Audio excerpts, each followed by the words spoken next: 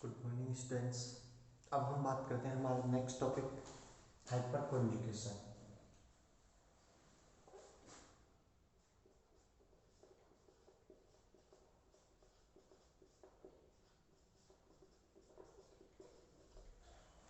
किसकी बात करेंगे? हाइपर कॉन्जुगेशन की। देखिए, बात जब करते हैं हाइपर कॉन्जुगेशन क्या होता है, हाइपर कॉन्जुगेशन को हम कैसे देखते हैं। हमने कल जैसे इंडक्टिव इफेक्ट देखा और रेजोनेंस इफेक्ट देखा। हमने दो इफेक्ट देखे थे, इंडक्टिव और रेजोनेंस। ये इलेक्ट्रॉनिक डिस्प्लेसमेंट थे, परमानेंट इलेक्ट्रॉनिक डिस्प्लेसमेंट थे। ये भी क्या है,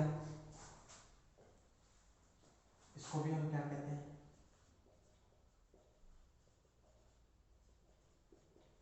ये भी परमानेंट इलेक्ट्रॉनिक डिस्प्लेसमेंट है। यहाँ पे भी इलेक्ट्रॉन कैसे शिफ्ट होते हैं, कंप्लीटली इलेक्ट्रॉन शिफ्ट होते हैं। अब बात करते हैं कि इसे हम क्या कहते हैं, नो बॉन्ड रेजोनेंस।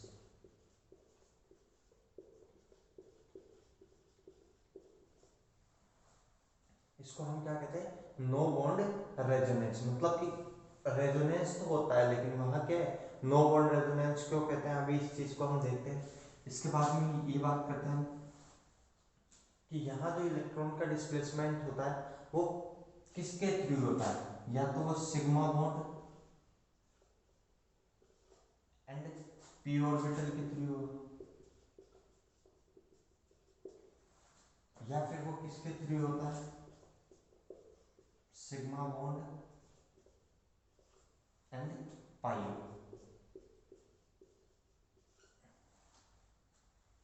इसमें दो पॉसिबिलिटी होती है हाइपर कॉन्जुगेशन में कि ये कैसे कैसे हो सकता है। जैसे हमने बात की थी रेजोनेंस कैसे कैसे हो सकता है, वैसे ही हाइपर कॉन्जुगेशन भी दो टाइप से हो सकता है कि सिग्मा बॉन्ड से कहाँ चले जाए इलेक्ट्रॉन, पाई बॉन्ड बन जाए, या फिर सिग्मा बॉन्ड से इलेक्ट्रॉन क्या कर ले, पी ऑर्बिटल से ओवरलैपिंग करते हैं, पी बॉन्ड से क्या करेंगे, ओवरलैपिंग करेंगे और क्या बनाएंगे, बॉन्ड बनाते हैं। और यहाँ जो फॉर्मूला होता है वो कैसा होता है,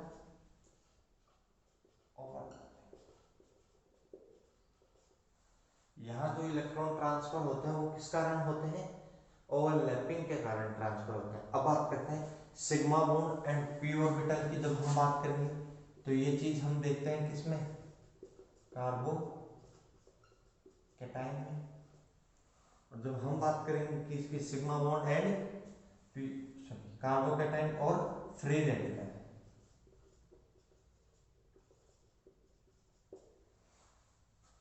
और जब हम बात करते हैं सिग्मा एंड पाई तो ये हम पढ़ेंगे एल्कीन में। सबसे पहले हमने क्या कहा कि हाइपर कॉन्जुगेशन क्या होता है कि it is a permanent and completely electronic displacement in which electron transfer through the overlapping between sigma bond and p orbital और sigma bond and pi bond. Okay, यहाँ क्या होती है, ओवरलैपिंग के कारण क्या होते हैं, इलेक्ट्रॉन्स का ट्रांसफर होता है, परमानेंट इफेक्ट है, हमेशा शो होगा। ठीक है, अब हम बात करते हैं कैसे कार्बोकेटाइन फ्री रेडिकल और एल्कीन में होता है। ओके, देखिए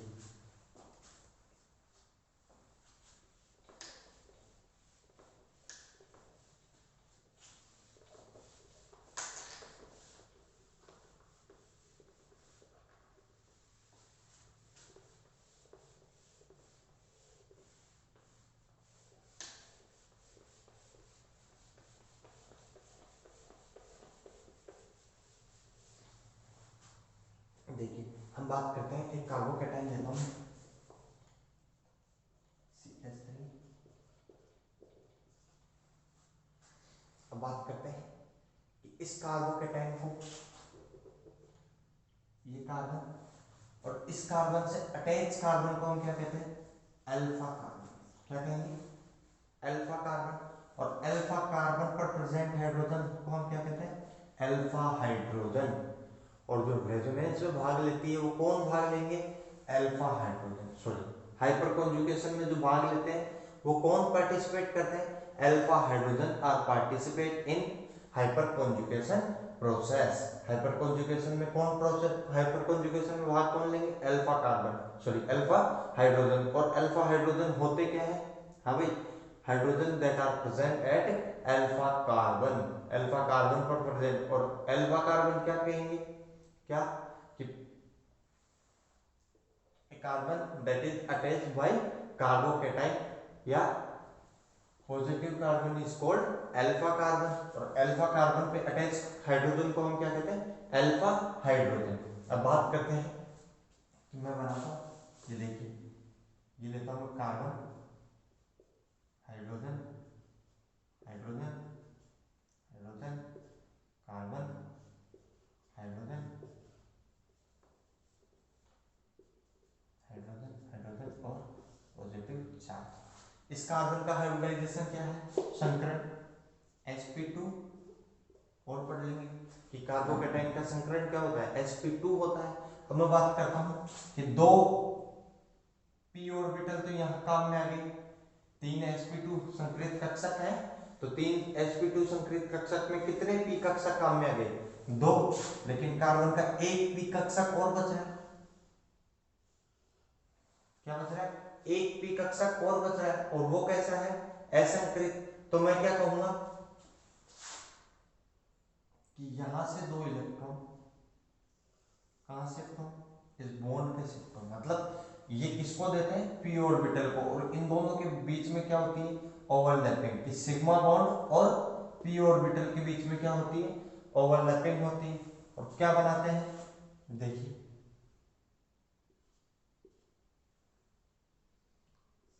H C H double bond C H H।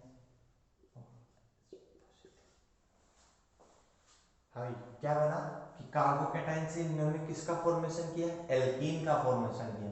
अब मैं बात करता हूँ कि ये यहाँ बना रहे हैं, तो कोई जरूरी है यही अल्फा एच रहे, एक बार ये जा सकता है, एक बार ये जा सकता है। तो मैं क्या कहूंगा,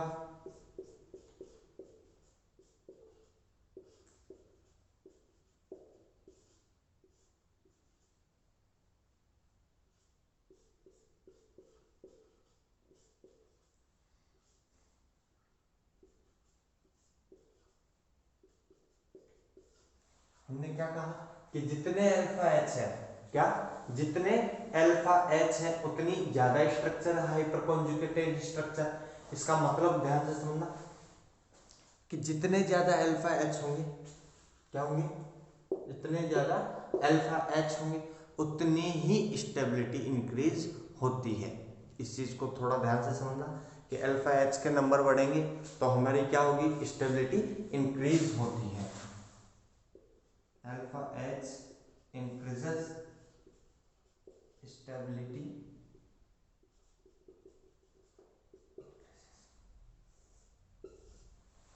ओके। देखिए अब मैं बात करता हूं कि हाइपर कॉन्जुगेशन समझ में आया, कैसे बता रहे हैं हम, हाइपर कॉन्जुगेशन को किस प्रकार से प्रदर्शित कर रहे हैं, कोई समस्या नहीं है। यहाँ क्या हो रहा है, ओवरलैपिंग हो रही है इस बॉन्ड और इस पाई बॉन्ड के बीच में, और क्या सिग्मा बॉन्ड और p ऑर्बिटल के मध्य क्या होती है, ओवरलैपिंग होती है। इस कारण हमारी क्या बनती है, डबल बॉन्ड बनता है।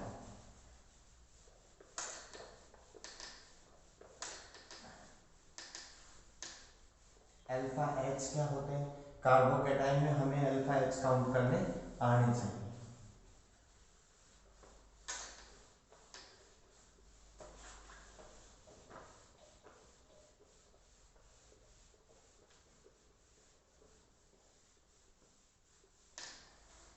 ठीक है, नेक्स्ट बात करते हैं। नेक्स्ट क्या किया मैंने, फ्री रेडिकल वाली। नेक्स्ट बात क्या करेंगे, फ्री रेडिकल। फ्री रेडिकल को हम कैसे शो करेंगे, मान लीजिए वही CH3 CH2 रेडिकल, वही कार्बन, ये अल्फा कार्बन और ये अल्फा हाइड्रोजन। बता चुका हूँ क्या होती है अल्फा कार्बन, वहां कार्बोकेटाइन का, तो यहाँ फ्री रेडिकल है कि फ्री रेडिकल कार्बन से अटैच कार्बन तो क्या कहलाता है हमारे लिए अल्फा कार्बन, और अल्फा कार्बन से अटैच हाइड्रोजन को हम क्या कहते हैं अल्फा हाइड्रोजन। देखिए अब बात करते हैं कि ये भी सेम टू सेम स्ट्रक्चर, कि ये कार्बन, एक हाइड्रोजन, एक हाइड्रोजन, एक हाइड्रोजन, हाइड्रोजन, हाइड्रोजन ऑर्बिटल, और वही क्या ठीक है। अब बात करते हैं कि फ्री रेडिकल का भी हाइब्रिडाइजेशन sp2, तो ये दो अनहाइब्रिड वैकेंट पी ऑर्बिटल है, यहाँ दो इलेक्ट्रॉन प्रेजेंट है, एक यहाँ आता है, एक यहाँ आते हैं, मतलब सिग्मा बॉन्ड और पी ऑर्बिटल के मध्य क्या होगी ओवरलैपिंग होगी, और हमें क्या ऑब्टेन होता है एच रेडिकल।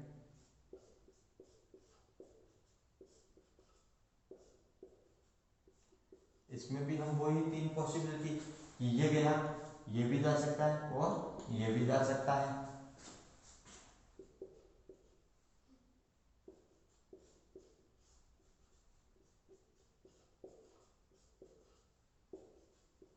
अब मैं कहूँ कि ये वाला गया और मान लीजिए,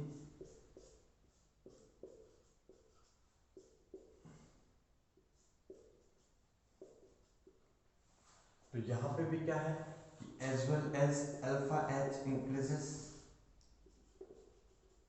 stability of free radical,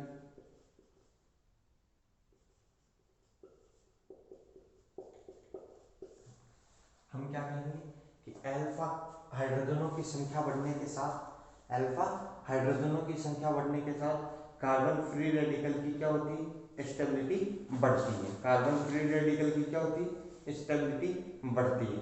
अब देखो, अब नेक्स्ट बात करते हैं sigma bond and pi bond. अब हम किसकी बात करेंगे sigma bond and pi bond, तो हम पढ़ेंगे एल्कीन में। हम किस में देखते हैं एल्कीन में देखते हैं। देखो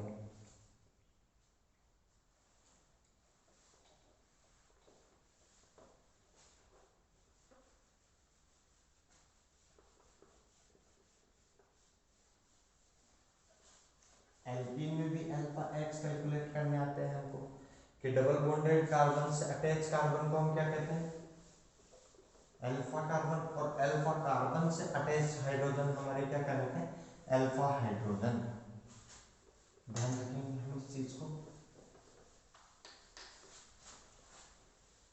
कि यहाँ हम क्या करेंगे, बस यहाँ अल्फा हाइड्रोजन ही पता होने चाहिए। जैसे अल्फा हाइड्रोजन पता होंगे हम उसकी स्टेबिलिटी को बता सकते हैं।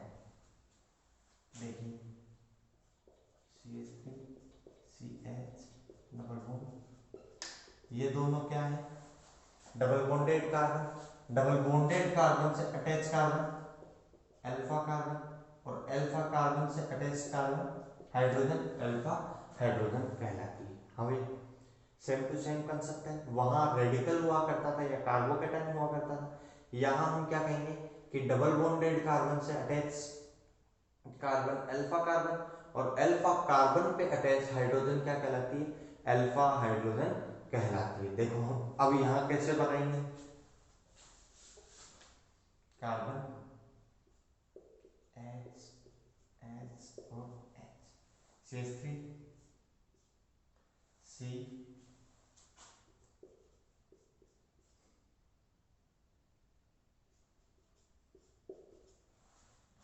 देखिए कोई दिक्कत कि ये कार्बन भी कौन सा संकरित है sp2, ये कार्बन भी कौन सा संकरित है sp2, और ये कार्बन कौन सा संकरित है sp3 संकरित है। ये कार्बन कौन सा संकरित है sp3 संकरित है। तो अब मैं बात करता हूँ कि जो ये पाई बॉन्ड का निर्माण हुआ है, किसका निर्माण हुआ है पाई बॉन्ड का निर्माण हुआ, ये ओवरलैपिंग के कारण हो रहा है। और ये जो हाइड्रोजन है मान लीजिए ये कैसे है कि ये सिग्मा बॉन्ड, तो अब मैं क्या कहूं कि ये सिग्मा बॉन्ड के इलेक्ट्रॉन उठ के यहां है, और ये पाई बॉन्ड के इलेक्ट्रॉन उठ के कहां है मैंने क्या कहा कि सिग्मा बॉन्ड के इलेक्ट्रॉन तो उठकर यहां है, और पाई बॉन्ड के इलेक्ट्रॉन उठकर कहाँ चले जाएं, यहाँ चले जाएं। देखिए क्या स्ट्रक्चर आती है, CH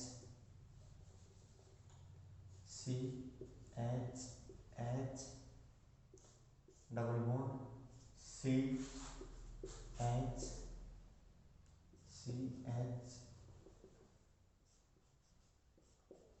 और ये क्या हुआ, माइनस हुआ। तो देखिए अब मैं कहूं कि ये ना जाके, पहले तो देखेंगे कि ये सिग्मा बॉन्ड के इलेक्ट्रॉन उठकर यहाँ आए और ये पाई बॉन्ड के इलेक्ट्रॉन उठकर कहाँ गए, यहाँ पे गए, मतलब डबल बॉन्ड वाले इलेक्ट्रॉन उठकर यहाँ गए। तो हमने क्या कहा कि एक प्रकार से रेजोनेंस ही हो रहा है, एक प्रकार से क्या हो रहा है, रेजोनेंस हो रहा है। लेकिन इसको नो बॉन्ड रेजोनेंस क्यों कहते हैं, क्योंकि हमने कभी भी रेजोनेंस में सिग्मा बॉन्ड को ब्रेक नहीं किया। हमने क्या नहीं किया, रेजोनेंस में कभी भी क्या नहीं किया, सिग्मा बॉन्ड को ब्रेक नहीं करते। यहां क्या होता है, बॉन्ड ही नहीं रहता। ये देखिए हम क्या करें, इनके बीच में बॉन्ड ही खत्म हो गया, नो बॉन्ड रेजोनेंस कहते हैं। इसीलिए इसको क्या कहते हैं, नो बॉन्ड रेजोनेंस कहते हैं कि इन दोनों के मध्य का इसमें क्या खत्म कर दिया, बॉन्ड खत्म कर दिए। Okay, hyper conjugation. अब बात करते हैं कि वही एल्कीन में, जैसे इसमें ये जाए तीन, मान लीजिए इस पर भी कोई कार्बन होता, उस पर भी अल्फा एच होती, इन पर भी कार्बन होता, तो हम क्या कहेंगे, alpha H increases stability of alkene increases. क्यों इंक्रीज होती है, क्योंकि अलग अलग क्या मिलती है हमको, हाइपर कॉन्जुगेटेड स्ट्रक्चर्स मिलती है। हमें क्या मिलती है, अलग अलग हाइपर कॉन्जुगेटेड स्ट्रक्चर्स मिलती है। इसलिए हम क्या कहते हैं कि जैसे जैसे अल्फा एच बढ़ते जाएंगे, अब जैसे मान लीजिए एक एग्जांपल मैं लेता हूं, मैं क्या लूं कि मेरे पास है carbon, double bond carbon, CH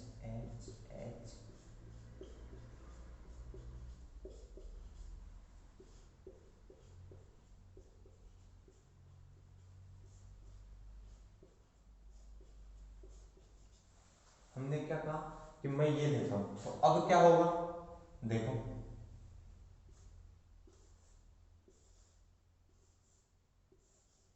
ये ओवरलैपिंग के कारण हमारा पाई ऑर्बिटल है।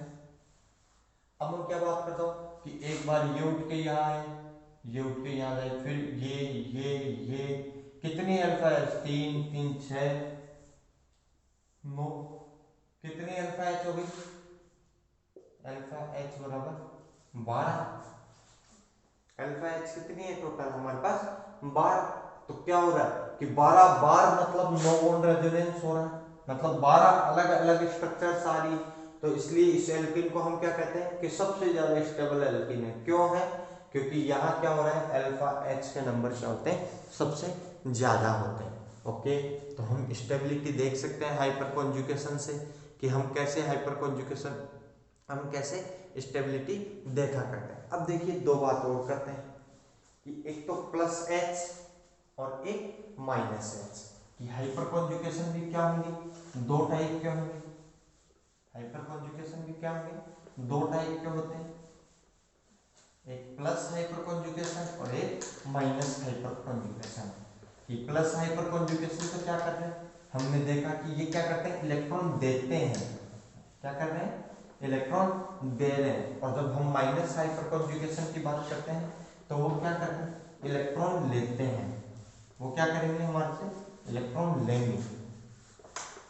बस इतना सा फर्क है, जैसा कि हम सभी में पढ़ते आ रहे हैं, plus I minus I plus R minus R, वैसे ही क्या होता है, plus H and minus H. Plus H किनके द्वारा शो होता है कि हाइड्रोजन, ड्यूटेरियम, ट्राइटेरियम, बस। और जब हम बात करेंगे कि माइनस एच किनके द्वारा शो होता है, CF3 CL3 CBr3 और CI3, इनके द्वारा हमारे क्या प्रदर्शित हो रहा है, माइनस H प्रदर्शित होता है। तो हमने देखा कि हाइपर कॉन्जुगेशन क्या है, ठीक है। इसमें हम क्या देखते हैं, हाइपर कॉन्जुगेशन भी नो बॉन्ड रेजोनेंस क्यों कहते हैं, क्या डेफिनेशन है, उसकी एप्लीकेशन जब हम कार्बोकेटाइन की स्टेबिलिटी, एल्कीन की स्टेबिलिटी पढ़ते हैं तब होती है। ओके, इसके बाद में हमने देखा हाइपर कॉन्जुगेशन भी दो टाइप के हैं। ये क्या शो करते हैं, जिनके ऊपर अल्फा कार्बन लगे हैं ये प्रेजेंट होंगे, तो हम क्या कहेंगे कि ये हाइड्रोजन क्या सॉरी ये क्या करेंगे, इलेक्ट्रॉन डोनेट करेंगे, या तो पाई बॉन्ड को या पी ऑर्बिटल को, या तो पाई बॉन्ड को इलेक्ट्रॉन डोनेट करते हैं या पी ऑर्बिटल को। और ये क्या करेंगे कि ये क्या करते हैं, इलेक्ट्रॉन एक्सेप्ट कर लेते हैं। ये क्या कर लेते हैं, इलेक्ट्रॉन एक्सेप्ट करते हैं, खींचते हैं इलेक्ट्रॉनों को, या तो पाई बॉन्ड से या पी ऑर्बिटल से। पाई बॉन्ड से तो जब एल्कीन में बात करते हैं, और पी ऑर्बिटल में हम किसकी बात करेंगे, जब कार्ब एनाइन वेनाइन पढ़ते हैं ना, तो वहां ये क्या करते हैं, इलेक्ट्रॉन विड्रॉ करते हैं। ओके,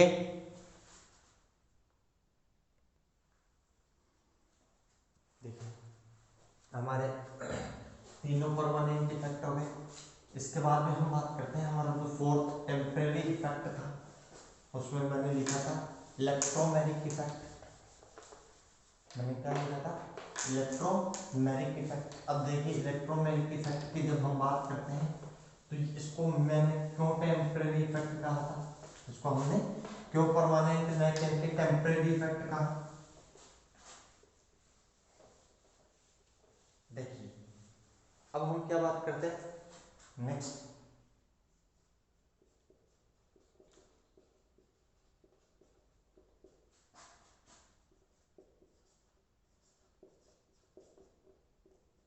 किसकी बात करेंगे, इलेक्ट्रोमैग्नेटिक इफेक्ट। इलेक्ट्रोमैग्नेटिक इफेक्ट के बारे में हमने क्या कहा कि ये क्या है, टेम्पररी इफेक्ट arise only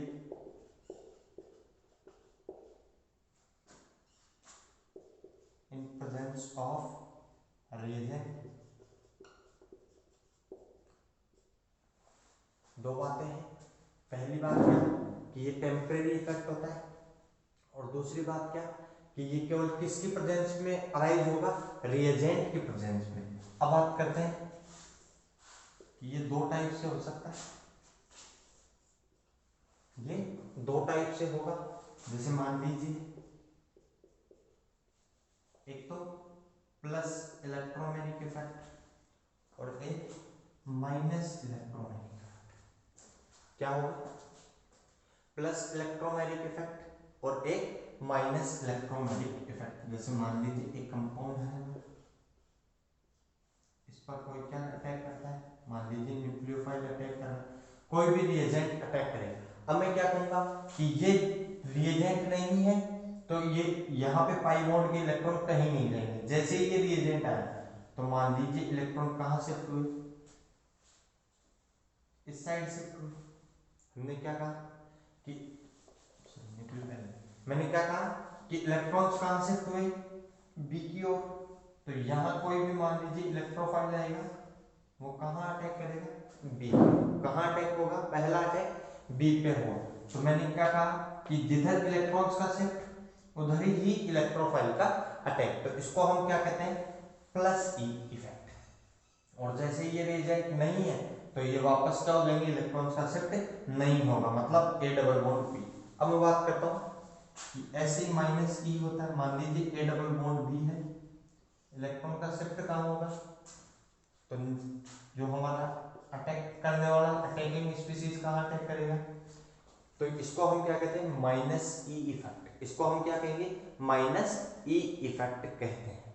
हाँ, ये चीजें हम पढ़ेंगे, एडिशन रिएक्शन जब हम पढ़ते हैं ना, तो एक में तो हम nucleophilic addition reaction, electrophilic addition reaction, वो किस बेसिस पे दी जाती है, वो इसी बेसिस पे दी जाती है कि फर्स्ट अटैक किसका हो रहा है, कौन सा इफेक्ट शो कर रहा है, वो प्लस ई इफेक्ट शो करता है या माइनस ई इफेक्ट शो करता है। तो हमने चारों हमारे इफेक्ट देख ली। इसके बाद में हमारी बात हुई थी बॉन्ड क्लीवेज क्या होता है। यहां तक किसी को कोई समस्या हो तो बताना भाई। देखिए क्या इफेक्ट पढ़ लिया हमने, इंडक्टिव इफेक्ट क्या था हमारा, उसके बाद में हमने क्या पढ़ा, रेजोनेंस क्या है, उसके बाद में हमने क्या पढ़ा, हाइपर कॉन्जुगेशन, और लास्ट इलेक्ट्रोमैग्नेटिक। इलेक्ट्रोमैग्नेटिक और उन तीनों में क्या डिफरेंस था कि वहां हम किसी प्रकार का रिएजेंट शो नहीं किया हमने, तो भी इलेक्ट्रॉन क्या हो रहे थे, शिफ्ट हो रहे थे। लेकिन यहाँ जैसे ही ये रिएजेंट गया, मान लीजिए ये रिएजेंट गया, तो इन इलेक्ट्रॉन वापस कोई किसी प्रकार का इनका शिफ्टिंग नहीं होती।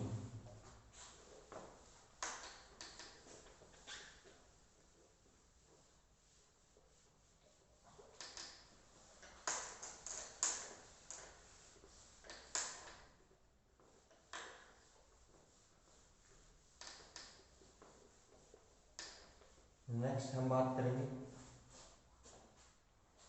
Bond cleavage.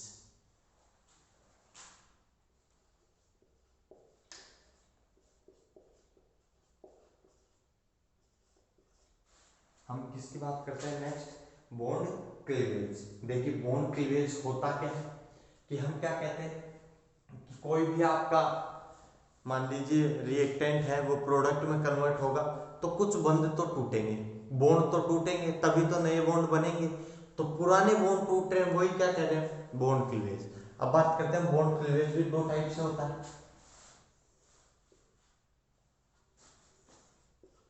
बॉन्ड क्लीवेज भी क्या होता है, दो टाइप से होता है। कौन कौन से टाइप कहते हैं कि एक तो क्या होता है होमोलाइटिक बॉन्ड क्लीवेज और एक heterolytic bond cleavage.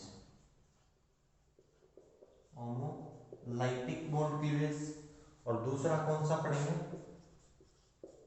हेटेरोलाइटिक bond cleavage. Okay, bond cleavage हमने दो टाइप से पढ़े, होमोलाइटिक बॉन्ड क्लीवेज और हेटेरोलाइटिक बॉन्ड क्लीवेज। देखिए सबसे पहली बात करते हैं कि यहां हम क्या कहेंगे कि दो, ठीक है, दो एटम है, उनके बिटवीन कौन सा बॉन्ड है, सिग्मा बॉन्ड, और ये सिग्मा बॉन्ड है तो, और ये एटम है, इनकी इलेक्ट्रॉन नेगेटिविटी क्या होती है, सेम इलेक्ट्रॉन नेगेटिव एलिमेंट होते हैं। मतलब ये दोनों क्या होते हैं, सेम ही होंगे, या तो जैसे कार्बन कार्बन अगर डिफरेंट भी है तो उनकी इलेक्ट्रॉन नेगेटिविटी क्या होती है, सेम होती है। अप्रोक्सीमेटली क्या होगी, उनकी इलेक्ट्रॉन नेगेटिविटी क्या होती है, सेम होती है, कोई दिक्कत। अब मैं बात करता हूं कि जब ये बॉन्ड टूटता है, होमोलाइटिक का मतलब कि इस बॉन्ड में कितने इलेक्ट्रॉन, दो इलेक्ट्रॉन, इस बॉन्ड में कितने इलेक्ट्रॉन है, दो, एक ये ले गया और दूसरा कौन ले गया, ये।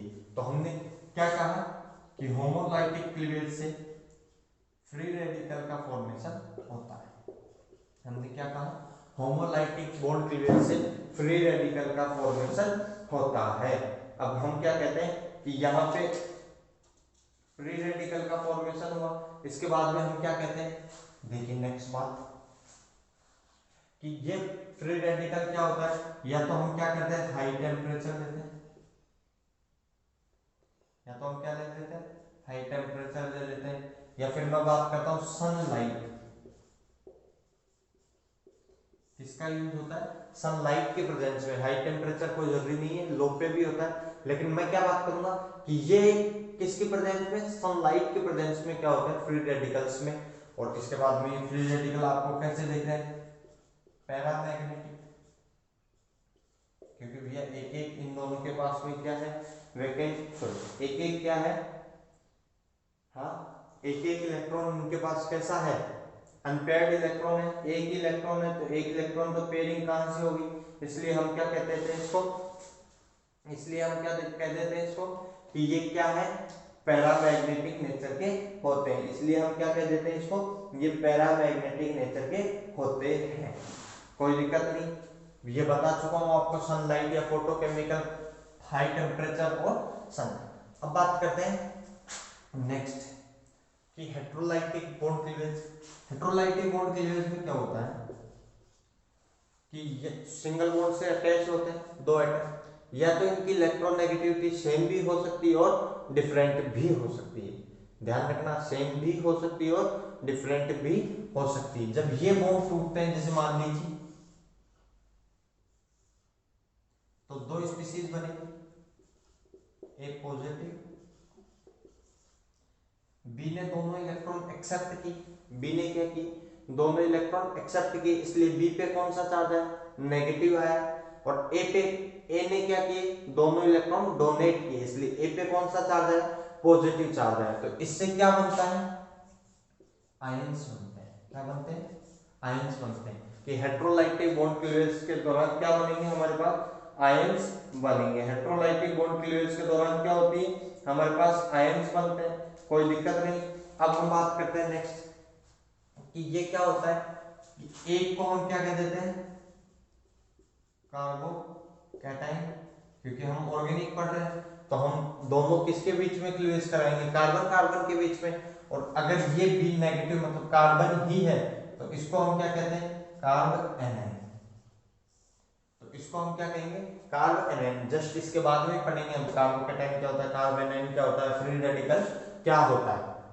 अब देखिए ये यहाँ पे हाई टेम्परेचर पे भी हो सकता है और ये किसमें, लो टेम्परेचर पे भी हो सकता है, ध्यान रखना। इसके लिए कंडीशन कोई जरूरी नहीं है कि हाई टेम्परेचर ही हो, ये किस पे भी हो सकता है, लो टेम्परेचर पे भी हो सकता है। और ये किस नेचर के होते हैं, डायामैग्नेटिक नेचर के होते हैं। ये किस चीज के, किस नेचर के होंगे, डायामैग्नेटिक नेचर के होते हैं, क्योंकि यहाँ ना तो इसमें अनपेयर्ड इलेक्ट्रॉन है ना इसमें अनपेयर्ड इलेक्ट्रॉन है, इसलिए हम इसको क्या कह देते हैं,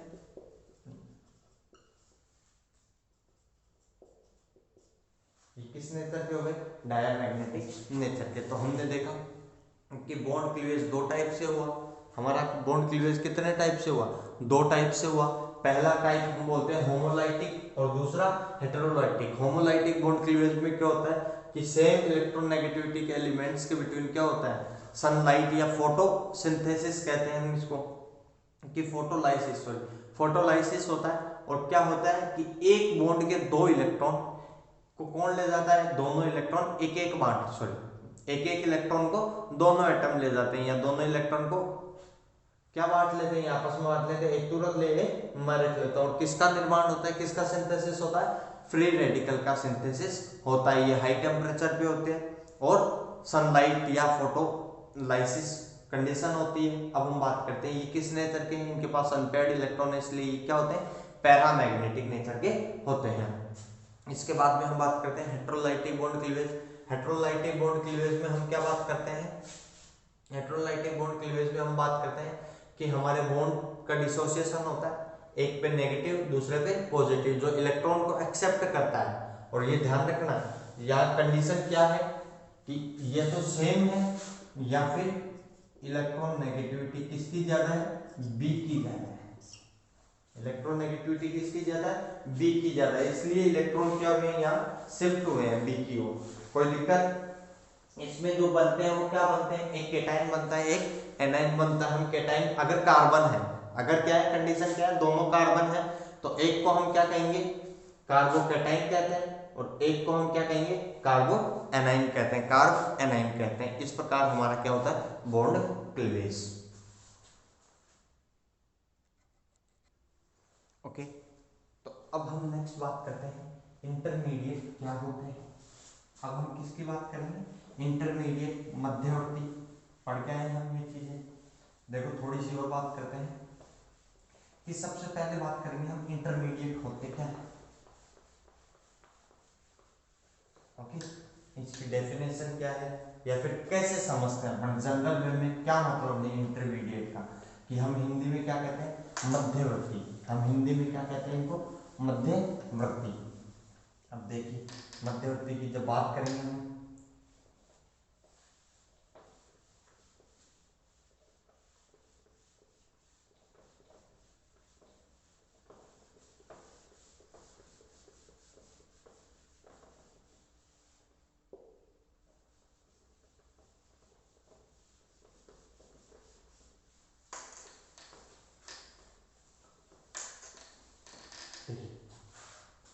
अब मैं बात करता हूं सबसे पहले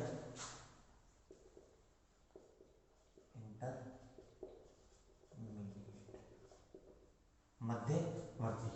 मध्यवर्ती क्या है, मध्यवर्ती के बारे में हम कुछ बातें करते हैं। तो सबसे पहले देखो मध्यवर्ती होता क्या है।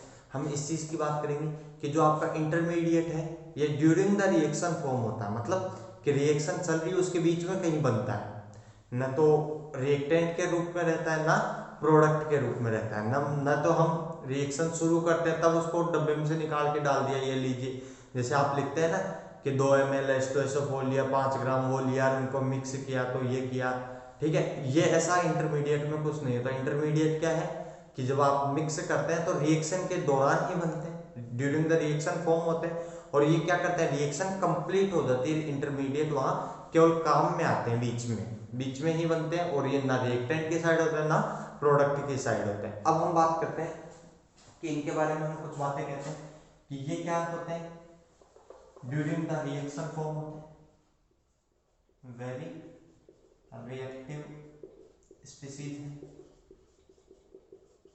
क्या है ये, वेरी रिएक्टिव स्पीसीज है। उसके बाद में हम क्या कहेंगे कि ये ड्यूरिंग द रिएक्शन फॉर्म होते हैं, ड्यूरिंग द, इनका फॉर्मेशन कहां होता है, during the reaction,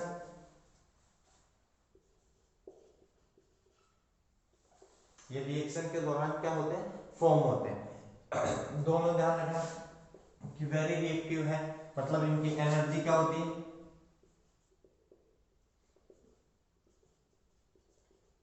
high energy profile होते हैं। अब देखो हम बात करते हैं कि इंटरमीडिएट क्या है। हम बात करते हैं कि एक एनर्जी डायग्राम लेते हैं, यहाँ पे एनर्जी लिखते हैं, यहाँ प्रोसीडिंग लिखते हैं, प्रोसीडिंग ऑफ रिएक्शन। हम कहते हैं कि आप मान लीजिए जो भी एक्सोथर्मिक एंडोथर्मिक जो भी बना रहे हो, ठीक है, जैसे हमने बनाया एक्सोथर्मिक के लिए बना दिया, हमने किसके लिए बना दिया, एक्सोथर्मिक के लिए, तो मैं ये क्या कहूंगा कि यहाँ रिएक्टेंट है, यहाँ क्या है मेरा प्रोडक्ट है, और ये क्या स्टेप्स है हमारी, ट्रांजिशन स्टेट, ये क्या है, ट्रांजिशन स्टेट है। मैंने क्या कहा कि रिएक्टेंट किस में कन्वर्ट होता है, ट्रांजिशन स्टेट में कन्वर्ट होता है, और उसके बाद में किस में बन गया, प्रोडक्ट में बन गया। तो क्या ये एक ही स्टेप में कन्वर्ट हो गई रिएक्शन, ये तो क्या हुई, एलिमेंट्री रिएक्शन हुई कि दो मिले और दो से वो प्रोडक्ट बन गए। अब मैं बात करता हूँ कि कुछ ऐसी रिएक्शन होती है जो मोर देन 2 स्टेप्स में कन्वर्ट होती है, ठीक है, जैसे बात करते हैं, ठीक है, इसकी बात की हमने कि हमने क्या कहा, ये हमारा रिएक्टेंट और ये क्या है हमारा प्रोडक्ट। मैं क्या कहता हूँ कि ये ट्रांजिशन स्टेट फर्स्ट आती है, उसके बाद में ये देखिए कि कुछ बन रहा है यहाँ पे, और ये फिर क्या एक ट्रांजिशन स्टेट मान लीजिए, इसको मैं सेकेंड कह देता हूँ। ये क्या हो रहा है कि थोड़ी सी देर के लिए किसी की एनर्जी कम आई थोड़ी सी, और मैंने क्या कहा कि ये इस ही कंडीशन को हम क्या कहते हैं, इंटरमीडिएट, हम क्या कहेंगे इंटरमीडिएट। इंटरमीडिएट का मतलब क्या है, देखो हम क्या कहते हैं कि ये रिएक्शन तो एक ही स्टेप में हो, लेकिन यहाँ क्या है, एक स्टेप में ये बना फिर इससे ये बना, क्या कर रहा हूं, फर्स्ट स्टेप में रिएक्टेंट से क्या बन रहा है आपका, रिएक्टेंट किस में कन्वर्ट हो रहा है, इंटरमीडिएट में, और इंटरमीडिएट किस में कन्वर्ट हो रहा है, प्रोडक्ट में। तो क्या ये 2 स्टेप में रिएक्शन, 2 से ज्यादा भी हो सकती है, जैसे मान लीजिए मैं ये ना करके कह दूं कि ये लीजिए सर एक और है, इतना हाई तो नहीं जा सकता, ठीक है, ये ऐसे चलती रहती है मान लीजिए रिएक्शन।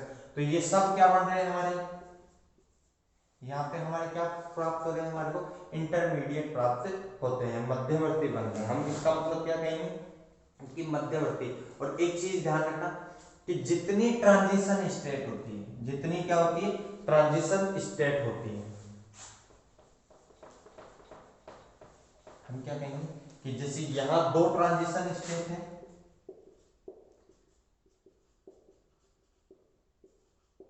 यहाँ ट्रांजिशन स्टेट कितनी, 2, तो इंटरमीडिएट 1, 3 होंगी तो 2 होगा, 4 होगा तो 3 इंटरमीडिएट बनेंगे। मतलब जितनी ट्रांजिशन स्टेट बनती है, क्या कहेंगे, जितनी ट्रांजिशन स्टेट बनती है उस रिएक्शन में इंटरमीडिएट उससे एक कम बनते हैं। इंटरमीडिएट क्या होते हैं, एक कम बनते हैं। हमारे को भी दिखता है कि एक ट्रांजिशन स्टेट हुई, ये इंटरमीडिएट है। तो दूसरी अगर मान लीजिए ये स्टेप ही ना हो तो ये इंटरमीडिएट थोड़ी ना बनता है, ये तो प्रोडक्ट हो जाता है। अगर यहीं पे रुक जाए तो ये तो प्रोडक्ट हो गया, तो हमारे लिए कोई इंटरमीडिएट बनता ही नहीं। तो ये तो हुआ हमारा इंटरमीडिएट की थोड़ी सी हल्की सी इंट्रोडक्शन। इंटरमीडिएट होते क्या है, इनको कैसे देखते हैं, क्यों मैंने इनको रिएक्टिव स्पीसीज कहा। हाँ ओके। अब हम बात करते हैं टाइप ऑफ इंटरमीडिएट कि आपके सिलेबस में जो जो इंटरमीडिएट है उनकी बात करेंगे। देखिए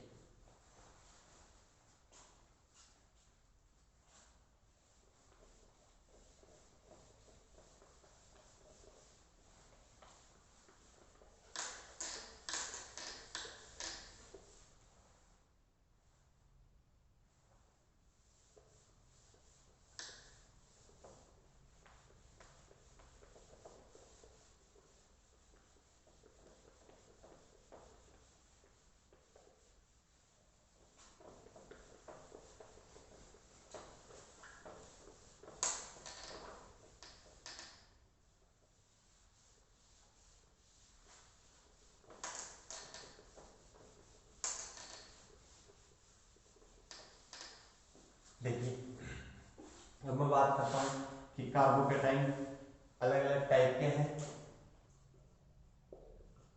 carbocation, carb A9, carbon free radical,